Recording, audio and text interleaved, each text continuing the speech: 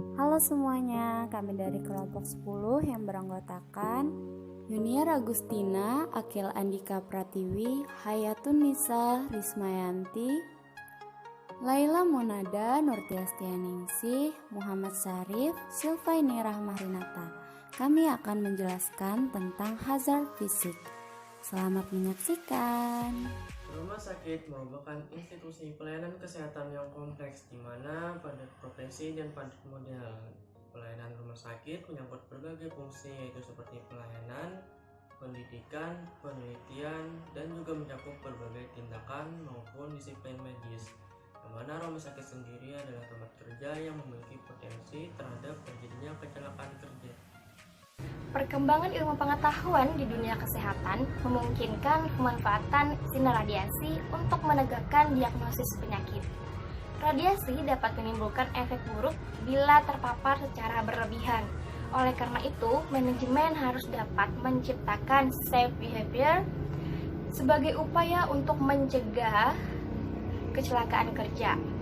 Manajemen dapat menerapkan behavior-based safety dengan mengupayakan intervensi perilaku serta faktor eksternal yang mendukung safe behavior radiographer. Hazard atau yang secara sederhana dapat kita sebut dengan bahaya adalah potensi bahaya yang dapat menimbulkan gangguan kesehatan. Pada kondisi tertentu, hazard kesehatan dapat menjadi nyata dan menimbulkan cedera atau gangguan kesehatan. Macam-macam kategori hazard adalah fisik atau yang akan kita bahas lebih lanjut pada kali ini. Selain itu ada kimia, mekanik, elektrik, ergonomi, kebiasaan, lingkungan, biologi, dan psikologi. Hazard fisik merupakan bahaya yang berpotensi menyebabkan terjadinya kerugian atau kecelakaan bagi manusia atau lingkungan. Ketika hazard timbul, maka peluang terjadinya efek-efek buruk juga akan muncul. Nah, hazard fisik juga berpotensi menimbulkan terjadinya penyakit akibat kerja yang terdiri dari yang pertama bahaya mekanik, yang kedua bising, yang ketiga getaran atau vibration, yang keempat suhu ekstrim panas, yang kelima suhu ekstrim dingin, yang keenam cahaya, dan yang ketujuh radiasi. Radiasi adalah gelombang atau partikel berenergi tinggi yang berasal dari sumber alami atau sumber yang sengaja dibuat oleh manusia. Radiasi berasal dari sinar alfa, sinar beta, sinar gamma atau sinar X. Pekerja yang berisiko yaitu radiografer di bagian radiologi di suatu rumah sakit, operator pembangkit tenaga nuklir atau lainnya. Penggunaan teknologi nuklir sekarang semakin meningkat di berbagai bidang.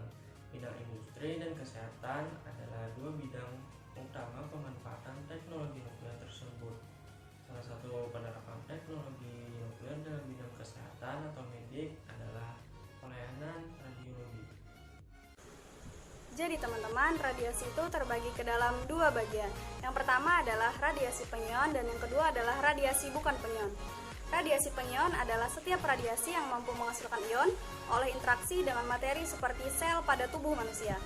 Sumber radiasi pengion dapat ditemukan dalam berbagai pengaturan kerja, seperti fasilitas sumber perawatan kesehatan, lembaga penelitian, reaktor nuklir, fasilitas produksi senjata nuklir, dan lain-lain.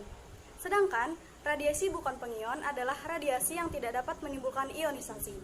Contoh sumber radiasi bukan pengion antara lainnya adalah medan magnet listrik, sinar ultraviolet, sinar infrared, frekuensi radio, serta gelombang mikro. Menurut Kamus Besar Bahasa Indonesia atau sering kita sebut KBBI, radiologi adalah ilmu pengobatan yang menggunakan sinar X atau sinar radioaktif untuk mengetahui suatu penyakit. Nah, sinar radiasi yang digunakan pada unit radiologi selain dapat membantu menegakkan diagnosa dan terapi, ternyata juga dapat membahayakan pekerjanya. Jadi, radiasi adalah suatu gelombang atau partikel yang berenergi tinggi yang berasal dari sumber alami atau sumber yang sengaja dibuat oleh manusia. Rumah sakit merupakan tempat kerja yang memiliki resiko tinggi terhadap keselamatan dan kesehatan sumber daya manusia rumah sakit. Tingginya penggunaan radiasi untuk kegiatan medis merupakan kontribusi kedua terbesar sumber radiasi yang kita terima, di mana selain memberikan manfaat juga dapat menyebabkan bahaya. Resiko bahaya yang mungkin terjadi pada pekerja radiasi yaitu efek deterministik dan efek stokastik. Pelayanan radiologi harus memperhatikan aspek keselamatan kerja radiasi. Menurut Peraturan Kepala Bapeten Nomor 8 Tahun 2011, peraturan tersebut berisi tentang keselamatan radiasi dalam penggunaan pesawat sinar X, radiologi diagnosis dan intervensional, bahwa keselamatan radiasi pagen di bidang medik merupakan tindakan yang dilakukan untuk melindungi pasien, pekerja, anggota masyarakat, dan lingkungan hidup dari bahaya radiasi. Peraturan Pemerintah Republik Indonesia Nomor 33 Tahun 2007 tentang keselamatan radiasi pagen dan keamanan sumber radioaktif yang bertujuan untuk menjamin keselamatan pekerja dan anggota masyarakat, perlindungan terhadap lingkungan hidup, dan keamanan sumber radioaktif. Aktivitas yang beresiko yaitu radiologi, radioterapi, radiografer, ahli fisiologi, dan ronsen gigi. Radiografer adalah tenaga kesehatan yang memiliki kompetensi dengan tugas, wewenang, dan tanggung jawab dalam melakukan radiografi. Nah, di mana dalam untuk peningkatan pelayanan kesehatan. Jadi di dalam bidang pelayanan radiologi, tugas radiografer yaitu yang pertama di bidang radioterapi, yang kedua ada di bidang kedokteran nuklir. Terus, dan yang ketiga, di bidang kesehatan atau dalam keselamatan kerja. Ada yang dinamakan dengan pekerja radiasi, di mana pekerjaan radiasi tersebut merupakan pekerjaan yang berbahaya dan menjadi risiko terpajan radiasi. Yang mengakibatkan penyakit kronik hingga kematian. Nah, salah satu cara mencegah dan meminimalisir dari radiasi tersebut yang diterima oleh pekerja adanya sistem manajemen kesehatan radiasi bagi pekerja sebagai upaya untuk mengurangi dampak resiko radiasi serta menjaga keselamatan dan kesehatan pekerja. Pengendalian risiko kecelakaan dan penyakit akibat kerja dapat dilakukan dengan mengurangi kemungkinan atau keparahan, yaitu pertama, menghilangkan sumber bahaya risiko yang ada, kedua, mengganti sumber bahaya dengan yang lebih aman, ketiga, mengendalikan teknis dapat dilakukan melalui perbaikan pada desain, penambahan peralatan, dan keempat, pengendalian administratif, dan yang terakhir yaitu yang kelima, penggunaan APD.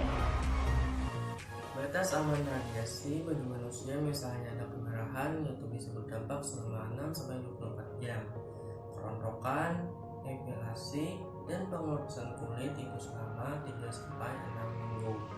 Terus ada kelumpuhan dan bernanah itu selama 4-6 minggu, dan kematian jaringan itu selama 10 minggu. Keselamatan dan kesehatan kerja merupakan suatu program didasari pendekatan ilmiah dalam upaya pencegahan atau memperkecil terjadinya bahaya dan risiko, terjadinya penyakit dan kecelakaan maupun kerugian.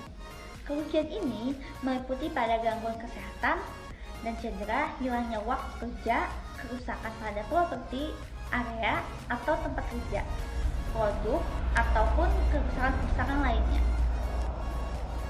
Salah satu daerah yang beresiko yang terdapat di rumah sakit adalah instalasi radiologi.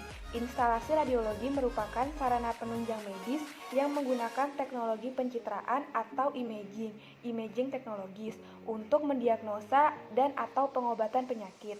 Radiografer secara umum mempunyai tugas dan tanggung jawab, yaitu melakukan pemeriksaan pasien secara radiografi, melakukan teknik penyinaran radiasi pada radioterapi, menjamin terlaksananya penyelenggaraan pelayanan kesehatan bidang radiografi atau radiologi sebatas kewenangan dan tanggung jawabnya.